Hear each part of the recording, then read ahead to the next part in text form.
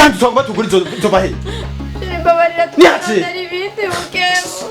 umviriza don't touch me umviriza nakubwire umviriza nakubwire inzu yawe ugiye sivyo urashikira sivyo gende umuhungu niyemera nzokora umviriza nzokora ubiyede umviriza nzokora ubiyede nzogira ikindo yes Usiga none ya numebe. don't touch me Umugabo wanje yamevye kubera wona cumeba. umviriza ndashifunguza Umugabo zire wanje twavuganye kubera we.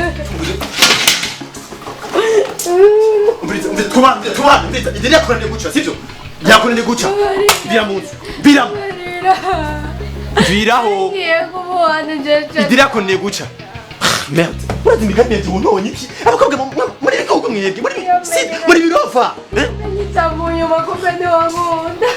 inzu yawe y'ibihumbi bingahe nzokora ubiyede nzora hamwe kandi nabona tutwo urabona Ufunguzo ubiyege basi. Ndagenda ibyo umugabo wanje kubera. abakobwa bigugu nka bamwebwe merde ngomba ngurankunda ndaguhitire dukore turuka amafaranga naretse ujye ngomba na kera ucume mukira umva haguruka ariko ntavyo urafa ngaho ubu ntavyo urafa ngaho ureza tubana no shut up fata inzira kuzanye genda sidukene kandi toka kuri imbere yako ari guca agenda telefone kawe akira biraho soka genda sinagushaka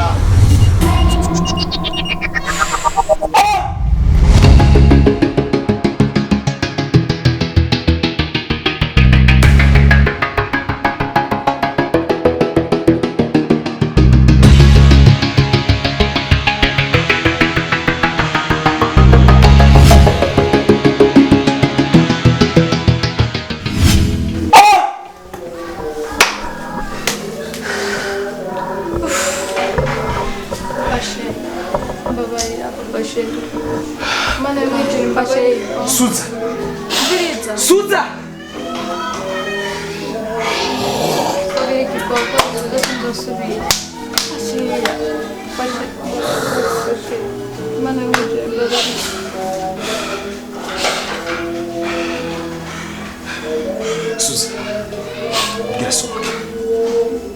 Suza!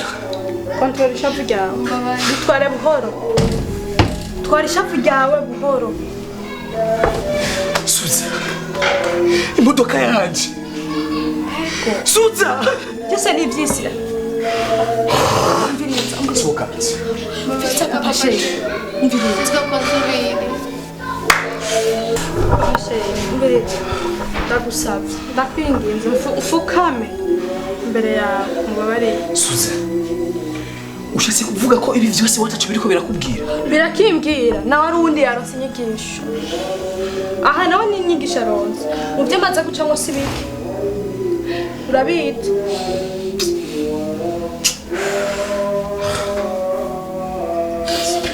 Suza! Ndagusabye. Ndagusabye.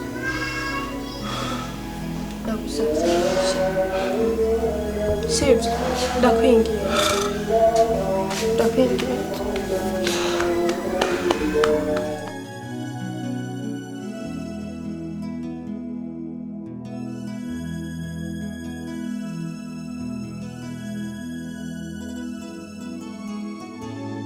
Yo. Mzee baba. Siku mingi kweli. Eko uri mukawushimani. Yeno bicara Tanzania ukamenga uri muri Amerika. Wowe twaguma tuvugana kuri WhatsApp. Ni? Nkagutelefona haraho wanyitaba nawe utanyitaba. Ndagukumbuye cyane. Naba nibutse ibisaka tujye. Haragezigire mane nakati. Ujyo n'ibihera daki. Oya niko akunda nyene mugenzi. No tubure byose. Okay, yofisa mahera yose kumutagaza. Tubure byose. None gutenda Jedi fresh kweli. Ukunze ukazi nta na batanu wateye inda muri Tanzania. Narahebye ubakuraho. Nta n'umuntu n'umwe ubona. Tanzania ubakura. Kumva ngo hari bidemu vyata. Ama udafisana. No amahera urayabuze ko wambara umuliyoni nizuzi rabi biratora. Wowe nugano utasigiye n'umuliyoni ndake ntuzanira uburo. Raba ntugira ngo urakenye. Rabi bitahe mwitwandira. Gashambara gaisha byinshi mugenzi. Za Tanzania. Shishu. Iriga shirisi nabaye ngije kwisura. Okay. pole.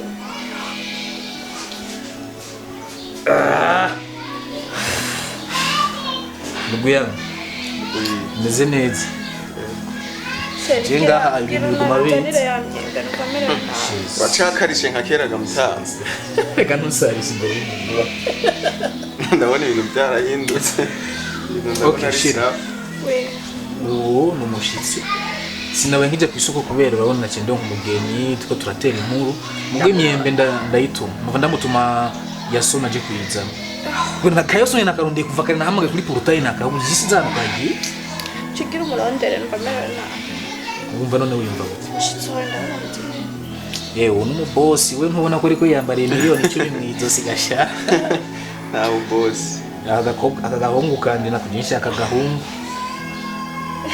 Ko ivyo bitoke numvikanye nawe kwa. Karatera kagura.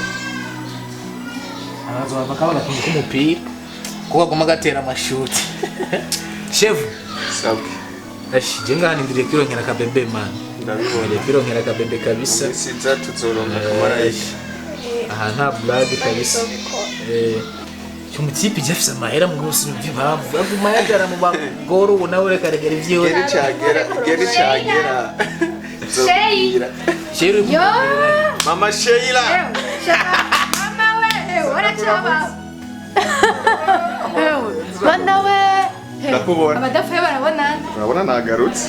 Nawe ugumuri ugumutagata ibintu n'amavuta. Ni hatari papa Sheila nawe bashe. Mwari mwarahebaye. Ndamubona.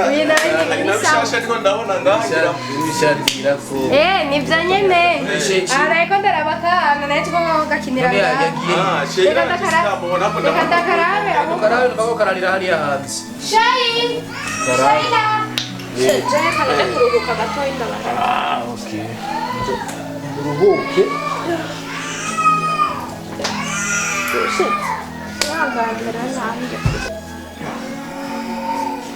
Oi. Jere kanche ndondera YASONI ndamutumye yamyembe. Okay, ukano havugwa hiyo mwizoka. Ngenzi. Gute none? Sawa. Kumengo uciweka gucanza muka. Hona mbonye bishashe ndatangaye ko mu bisanzwe. Uravye imyaka izutabonanye iminsi myinshi. Uvuga hari ibintu byinshi byahindutse. None ndakubatse ntaguciriyemo. Uyu ni mbe yitwa Susa yitwa nde? Uyu ndibuka nkigenda Tanzania hari umukozi umwe ari musasuku asa n'uyu. Uwo niwe Suzana wonye nyakugira Suzana. Binero byarahindutse nta kuntu bigusigurira nibirebire gose. Ariko gusa cyo no kumenyesha kuri oya n'umudamu wawe cyane. Okay, cyo ndagomba kubwira. Kuri no mwanya ikintu no gusigurira kuko sinumva ko bigusigurira byose ku ntango no guherezo nibirebire cyane. Kuri no mwanya Suzana niwe mugore wanje.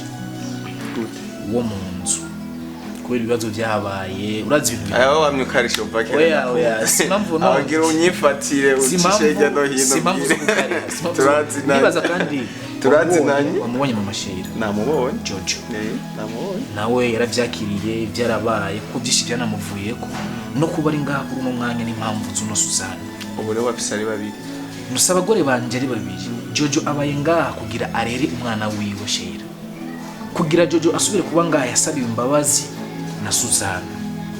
Afite ntago tuzaturivugana buturi kumwe nzobigutahuda tuzovugana uzobitahura ariko vraiment kuri umwe no biracancanga sindumva umenga birikira mu mutwe neza tuzoganira ntangorane icyo gusa utahura Suzana kuno mwanya n'umugore wanje mama Suzana nawe Maman Sheilla Prito abayenga kugira rere Sheilla wiwe ubuzima bubandanye urumva re uruhigi rwarahindukiye n'ibintu bisanzwe ariko ivyo kuvuga ngo uruhigi rwarahindukiye ubuzima burahinduka kandi ubuzima buhindutse n'ibindi birahinduka none ubuzima bwahindutse ngo urongore umuyaya canke n'ubuzima bwabaye bubi canke ni bwa buntu bwabwa ikinyamuji bwa umwanya umwise Suzana umuyaya none ko nenda muzi umuyaya ngaha kuri umwe rero nakubwiye n'umugore wanje ubu n'umugore wawe umwise umuyaya cyane numva ko umengo uri kuranishoka mu mutima vraiment babarike ntabyo narinzi umugore wanje uko biri kose nimba yarigeze kuba umuyaya kuri umwanya n'umugore wanje hama ivinzo gusigurira sinakwicira manda gusigaye ko umwanya kurumva ranagwaye utuntu tundi yansavye imyembe yansavye nimba n'amapemba je nta nivyonzi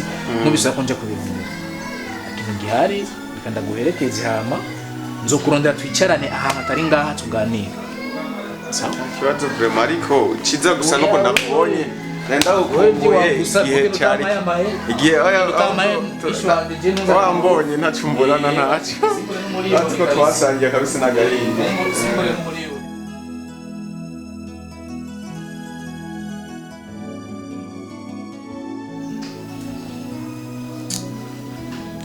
Yasoni Iyo ni salade mabuja. changa Ni sawa.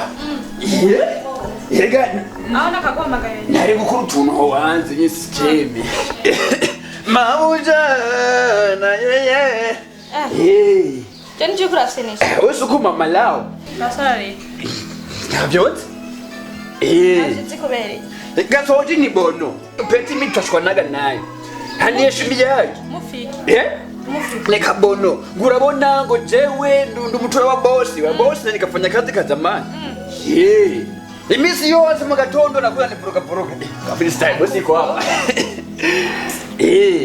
None mabuja. Nishaka ndakubaza. None nakumva uburemere. Akakaboro. bwana urakunda kunchoko mbere fisika Mabuja. naramenyere Ufise inzobe nyingi. uzoze wiyomeye ko ndi babuja We nakukubali.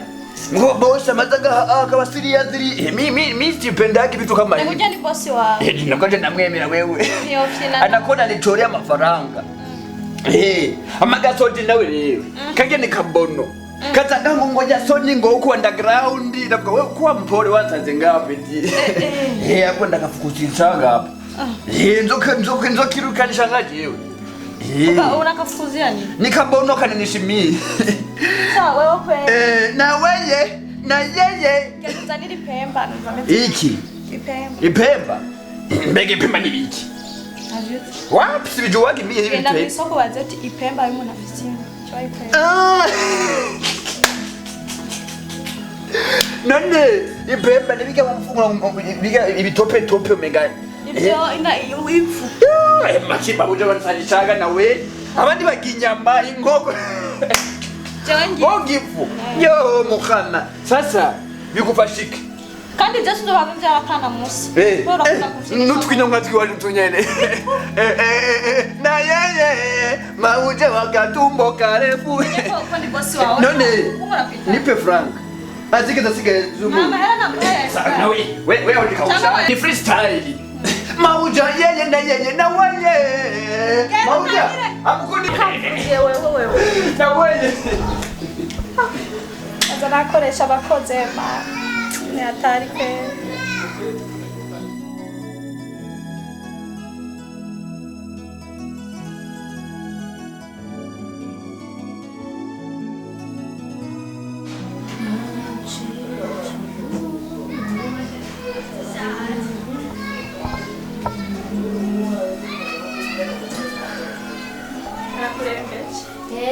Ni hatari hanipanda pangu ndagufasha nta kimwe shera kaguma hagira nabi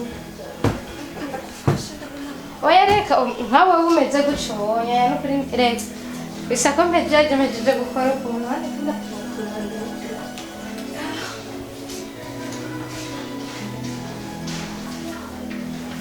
kanda gushirira agasiko wegamire neza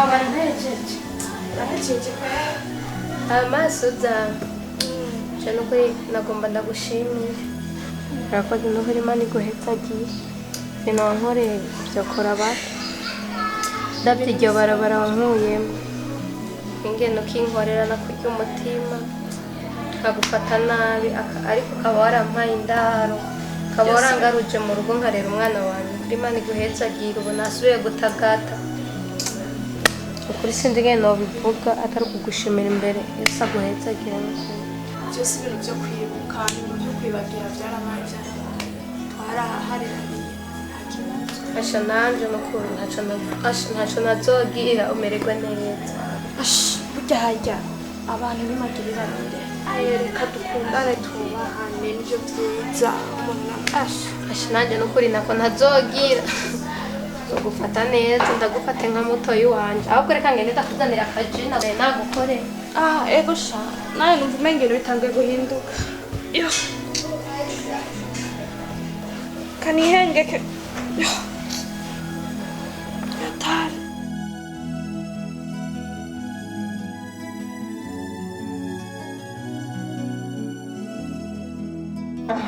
Freestyle. Yo. Iwe nura wanje nukuri ndakwemeye utujambo twawe twiza twambujije amahoro ndaguhaye umutima yo wa muhama. Freestyle. No musi jewe ebani namba yo kulomba. Na. Yo. Yeah. Bega nandise guti. Okay. Ewe amida wanje nukuri ndakwemeye yo muhama. Bega abastari tuzinanye ngo niba Fizo ngo niba Kiriku ngo niba Bifesi ngo ba Berix Mushenzi je ndaje vumbi kuruka ndabapiga freestyle ndira tu. We ngoya tu ngo bakingorongoro bose yo urindire tu murindire je ndaje. Naho ndi muzamu reka je nzobemeza.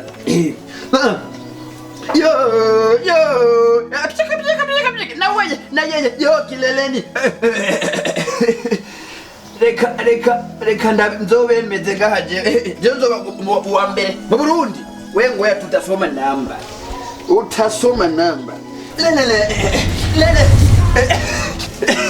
boss shikamo. Bega bosi, ni freestyle. Newe urone rwasanze. Oh yeah. Bega bosi, je mu ndugusitari. Kandi je nzoba number 1 mu Burundi. Woshaka Binda kwimbiyaga we ndingira.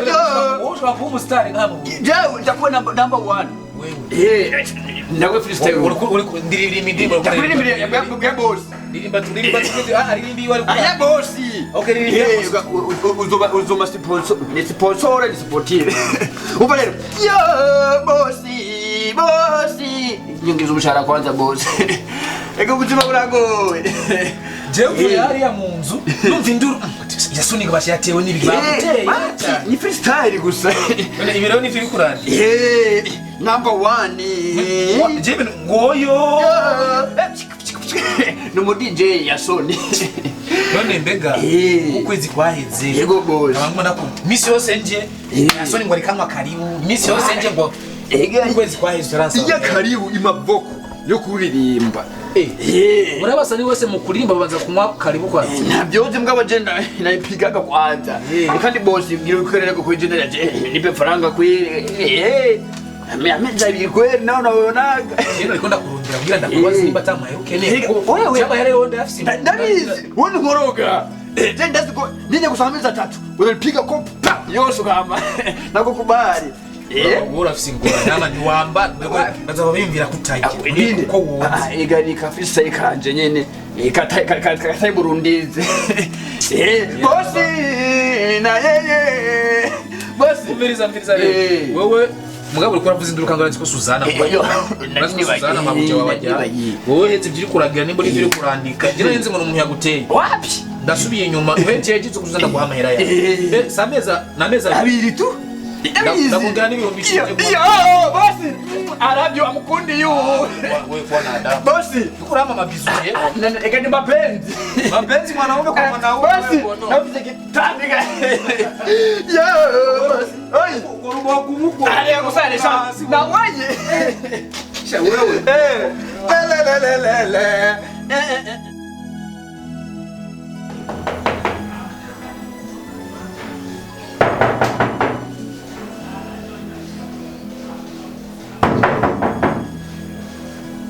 Oyo, Jimmy! Baba Jimmy!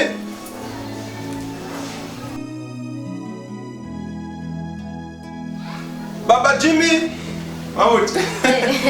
Karibu, ni sawa. Ndakuwa. Karibu. Stare. Urakomeno. Waruja. Oya, hariyo tunaka ndapanga mu cyumba tw'umwana, tse ko abana ari hatari. Munari mamagaye n'umwanya utari muto ndi ngaho. Nariko nibaza ahubwo ati mbe mwasize mwuguru. Oya, ahubwo sinzi aho Papa Sheilla yasohokeye gatoya. Asigaye akunda gutembera cyane. Cyane yajyanye umugabo na kaguma Suzana. atembera kugira bagiye bajanye ngira sizi ngira bagiye kwa muganga ntibaba Ntabakubwiye nawe bagenda batakubariye ariwe ngira ni kubera nari njyana nabyo biba ku makuru yaje imeza burya je ujya musi mperukira ngaho hari ikintu cambabaje cyane naratuntuye cyane n'ubu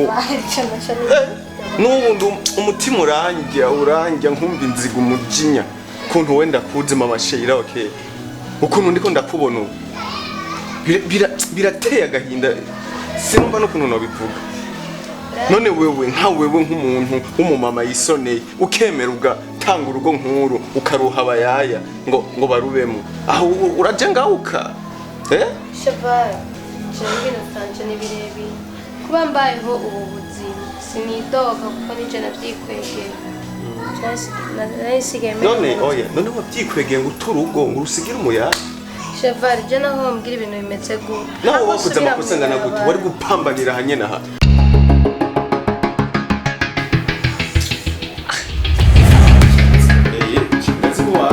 nenje twari kumwe ku mugoroba